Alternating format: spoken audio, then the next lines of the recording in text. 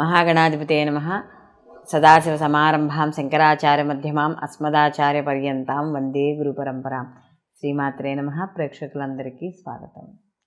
పక్ష ఫలితాలు 16/2/2024 నుండి 29/2/2024 వరకు గల పక్ష ఫలితాలని నవగ్రహ సంచారాలను అనుసరించి ద్వాదశ రాశుల వారికి శుభాశుభ ఫలితాలు ఏ విధంగా ఉంటాయి అనే విషయాన్ని మనం తెలుసుకుందాం. ముందుగా గ్రహస్థితి కానీ చూసుకుంటే మేషరాశిలో గురువు యొక్క సంచారము, అలాగే కన్యారాశిలో కేతువు యొక్క సంచారము, మనకి మకర రాశిలో శుక్ర బుధ అలాగే కుజ గ్రహాల యొక్క సంచారం. బుధుడు మనకి ఫిబ్రవరి 20వ తేదీ నుండి మకరం నుండి కుంభరాశిలోకి ఆయన మార్పు చెందడం అనేది జరుగుతుంది. అలాగే కుంభరాశిలో రవి శని యొక్క గ్రహాల యొక్క కలయిక, అలాగే 20వ తేదీ నుండి కూడా బుధుడు అక్కడ యాడ్ అవ్వడం అనేది జరుగుతుంది. మీనరాశిలో మనకి రాహు యొక్క సంచారము, చంద్రుడు యొక్క పక్ష ప్రారంభంలో మేషరాశిలో ఈయన యొక్క సంచారం మొదలయ్యి ఆయన ఈ యొక్క పక్షాంతానికి అంటే మనకి ఈ యొక్క 29వ తారీఖు కల్లా తులారాశిలోకి ఈయన ప్రవేశం అనేది అంటే ఆయన సంచారం అనేది జరుగుతోంది. కాబట్టి ఈ 15 రోజులు కూడా ఈ నవగ్రహ సంచారాలు ఏవైతే ఉన్నాయో వీటి యొక్క స్థితి వీక్షణ యొక్క సంచారాన్ని అనుసరించి ఈ యొక్క ద్వాదశ రాశుల వారికి కూడా వారికి యొక్క శుభాశుభ ఫలితాలు అనేది ఉండడం అనేది జరుగుతుంది. కాబట్టి అసలు ఈ ద్వాదశ రాశుల వారికి ఎలా ఉండబోతోంది అనే విషయాన్ని ఇప్పుడు మనం తెలుసుకుందాం. వృశ్చిక రాశాధిపతి వచ్చి కుజుడు.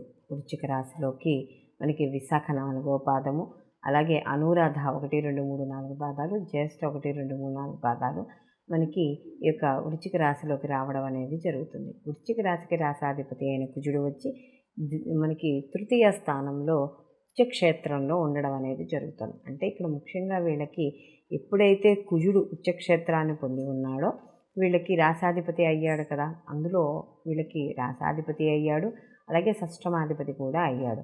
ఈ షష్టమ రాశాధిపతి అయిన కుజుడు ఎప్పుడైతే ఉచ్చ పొందాడో శత్రువుల యొక్క బాధలు తగ్గడము, అంటే అనారోగ్య సమస్యలు, రుణ బాధలు ఇలాంటివి సహజంగా షష్టమ స్థానాధిపతి ఉన్నా కూడా ఇక్కడ రాశ్యాధిపతి కూడా అయ్యాడు కాబట్టి కొంత వీళ్ళకి అనుకూలంగా ఉండడం అనేది జరుగుతుంది. అందులో ఉన్న తృతీయ స్థానంలో కాబట్టి సోదరుల వర్గం నుండి వీళ్ళకి కాస్త సహాయ సహకారాలు, అలాగే ధనలాభము, ఆరోగ్యం కొంతవరకు కుదుటపడ్డము ఇలాంటివన్నీ కూడా జరుగుతాయి. అలాగే నూతన వస్త్ర ప్రాప్తి అనేది కూడా కలుగుతుంది. అలాగే ఇంటికి సంబంధించి ఏదైనా విలువైన వస్తువులు కొనుగోలు చేయడం, లేదా ఏదైనా వెండి బంగారం ఇలాంటి ఏదైనా ఒక విలువైన వస్తువుల్ని కొనుగోలు చేయడం ఇలాంటివన్నీ కూడా జరుగుతాయి. అలాగే భూములు అలాంటివి లేదా రియల్ ఎస్టేట్కి సంబంధించిన వ్యాపారస్తులు ఎవరైతే ఉన్నారో వాళ్ళకి మంచి లాభాలు పొందడం అనేది జరుగుతుంది. అయితే ఇక్కడ మనం చూసుకున్నప్పుడు కానీ ఈ తృతీయ స్థానంలో ఈ యొక్క కుజుడితో పాటుగా బుధుడు కూడా 20వ తారీఖు వరకు ఉండి తదనంతరం ఆయన చతుర్థ స్థానంలోకి వెళ్ళడం అనేది జరుగుతుంది. కాబట్టి 20వ తారీఖు వరకు కొంచెం చంచలమైన బుద్ధి అనేది, ఒక స్థిరమైన నిర్ణయం అనేది లేకుండా ఉంటుంది. అనవసరంగా జ్ఞాతులతో కావచ్చు, ఎవరైనా చుట్టాలు ఉంటారు కదా వాళ్ళతో పాటు చిన్న చిన్న గొడవలు, విరోధాలు ఇలాంటివి ఏర్పడే అవకాశం ఉంది. కాబట్టి కాస్త ఈ పక్ష ప్రారంభమైన మొదటి 5 రోజులు కూడా కాస్త జాగ్రత్తగా ఉంటే కొంచెం చిన్న చిన్న వాదనలకి వాటికి దూరంగా ఉండే అవకాశం అనేది ఎక్కువగా కనపడుతోంది.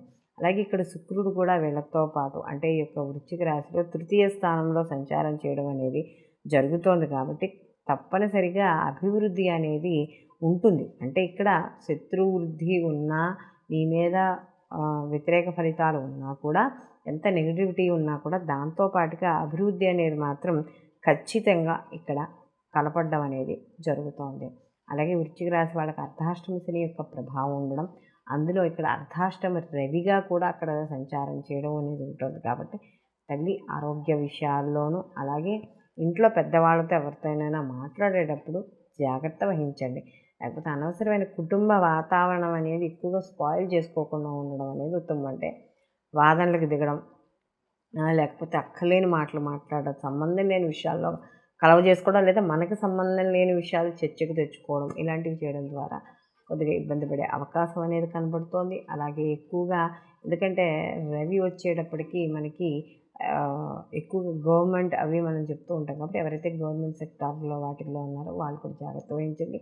వాహనాలు నడిపేటప్పుడు లేదా ఎక్కడికైనా ప్రయాణాలు చేసేటప్పుడు కాస్త జాగ్రత్త వహిస్తూ ఉండడం అనేది మంచిది. ఎందుకంటే లేకపోతే అనవసరమైన ఇబ్బందులు అంటే చిన్న చిన్న వాహన ప్రమాదాలు అలాంటివి అయ్యే అవకాశాలు ఉన్నాయి కాబట్టి అలాంటి విషయాల్లో కాస్త జాగ్రత్త వహిస్తూ ఉండడం అనేది మంచిది. ఎందుకంటే ఒక్కోసారి ఏదైనా ప్రయాణాలు చేస్తున్నా చెందుతున్నా కూడా కాస్త కొంచెం ఎందుకంటే ఇక్కడ తృతీయాధిపతి అయిన శని కూడా చతుర్థ స్థానంలో ఉన్నాడు కాబట్టి దగ్గర ప్రయాణాలు అంటే మనకి తృతీయ స్థానం అనేది ప్రయాణాలు చెప్తాం.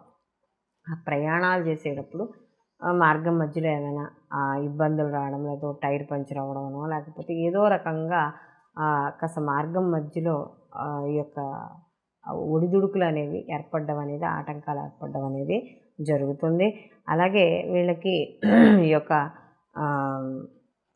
ఈ వృశ్చిక రాశి వాళ్ళకి కానీ చూసుకున్నప్పుడు ఈ బుధుడు ఏదైతే ఉన్నాడో బుధుడి యొక్క మార్పు కూడా కొంతవరకు వీళ్ళకి అంటే ఈ బుద్ధి చాంచల్యము దాని విషయాల్లో కొంత మన స్థిరంగా నిర్ణయాలు తీసుకునేటప్పుడు స్థిరంగా ఉంటే వీళ్ళు ఎప్పుడైతే తృతీయ స్థానం నుండి చతుర్థ స్థానంలోకి వెళ్తాడో వెళ్ళిన తర్వాత మాత్రం కాస్త అనుకూలంగా ఉండడం, కాస్త మాతృ సౌఖ్యాన్ని అనుభవించడం, కాస్త ఇలాంటివి ఎక్కువగా కనపడుతూ ఉండడం అనేది జరుగుతుంది. 20వ తారీఖు నుంచి బుధుడు వల్ల మాత్రం కొంత అనుకూలంగా ఉండడం అనేది జరుగుతుంది. మొత్తం మీద ఈ రాశి వారికి చూసుకున్నప్పుడు శుభాశుభ ఫలితాలు మిశ్రమంగా ఉన్నాయి.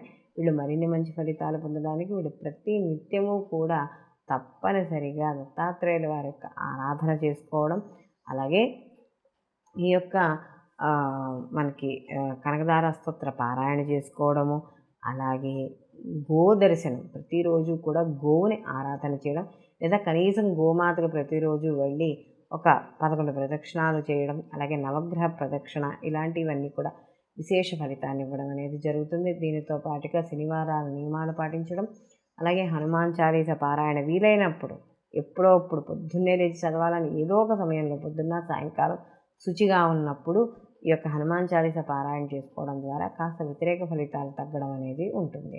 మనం ఇప్పుడు ఈ పక్ష ఫలితాల్లో భాగంగా 12 రాశుల వారికి ఒక్క రాశి వారికి ఒక్కొక్కరికి ఏ రాశి వాళ్ళకి ఏ విధంగా ఉంటుంది, వీళ్ళ వృత్తి, ఉద్యోగం, వ్యాపారం, వివాహం, సంతానం, అలాగే వీళ్ళ యొక్క మానసిక స్థితిగతులు కావచ్చు, లేకపోతే ఆర్థిక స్థితిగతులు కావచ్చు, వ్యాపారంలో జీవిత భాగస్వామ్యం, అలాగే భాగస్వామి వ్యాపారము, ఇలా మనం వీటి అన్నిటి గురించి కూడా మనం చర్చించుకోవడం అనేది జరిగింది. ఎందుకంటే ఈ 15 రోజులు అంటే ఈ పక్ష ఫలితాలు ఏవైతే ఉన్నాయో ఈ యొక్క సమయాన్ని అంటే ఈ 15 రోజుల సమయంలో కూడా ఏ రాశి వాళ్ళు ఎటువంటి ఫలితాలు పొందుతారు, ఎటువంటి పనులు చేయొచ్చు, ఎటువంటి పనులు చేయకూడదు అనే విషయాన్ని మనం తెలుసుకోవడం అనేది జరుగుతుంది. అయితే ఇందులో ప్రత్యేకంగా ఏవైనా కొత్తగా పనులు చేపట్టాలి అంటే కొత్తగా ఏదైనా ఒక జీవితంలో ఒక మార్పు తెచ్చుకోవాలి, అది ఉద్యోగపరంగా కావచ్చు, వ్యాపారపరంగా కావచ్చు, వివాహపరంగా కావచ్చు, అంటే దైనందిక జీవితంలో కాకుండా ప్రత్యేకంగా మనం ఏదైనా ఒక కార్యక్రమాన్ని మొదలు పెడుతున్నప్పుడు ఈ యొక్క గోచార ఫలితాలతో పాటు జన్మజాతక ఫలితాలు కూడా తప్పకుండా పరిశీలనలోకి అనేది తీసుకోవాలి. ఎందుకంటే ఇప్పుడు ఈ యొక్క ఏవైతే ఈ యొక్క పక్ష ఫలితాలు ఉన్నాయో ఇవి కేవలం గోచార ఫలితాలను మాత్రమే చెప్తుంది, అంటే ప్రజెంట్ ఎలా ఉన్నదని మాత్రమే చెప్తుంది. అయితే మనకి జన్మజాతకం అనేది మనకి ఫ్యూచర్ని కూడా మీ యొక్క వ్యక్తిగత జాతకం కాబట్టి దాని యొక్క ఫలితము మంచైనా చెడైనా కూడా దాని యొక్క తీవ్రత అనేది ఎక్కువగా ఉండడం అనేది జరుగుతుంది. మంచి ఉందనుకోండి, ఒకవేళ గోచారంలో బాగాలేకపోయినా కూడా మీ యొక్క జన్మజాతక ఫలితాలు శుభ ఫలితాలుగా ఉన్నాయి కాబట్టి మీకు శుభ ఫలితాలే, ఏదైనా ఒక కార్యక్రమం మొదలుపెట్టినా ఒక పని చేపట్టినా కూడా శుభ ఫలితాలే ఎక్కువగా ఉండడం అనేది జరుగుతుంది. కాబట్టి మనం తప్పనిసరిగా గోచార ఫలితాలతో పాటు వ్యక్తిగత జాతక పరిశీలన కూడా చాలా అవసరం అనేది మనకి ఇక్కడ తెలుసుకోవాలి. కాబట్టి అందరూ కూడా ఈ యొక్క పక్ష ఫలితాలతో పాటు వ్యక్తిగత జాతక ఫలితాలను కూడా మీరు పరిశీలనలోకి తీసుకుని అప్పుడు మీ యొక్క ముఖ్యమైన పనులు చేపట్టేటప్పుడు నిర్ణయాలు అనేవి తీసుకోవాలి. సర్వేజన సుఖినో భవంతు. లోకా సంస్థ సుఖినో భవంతు.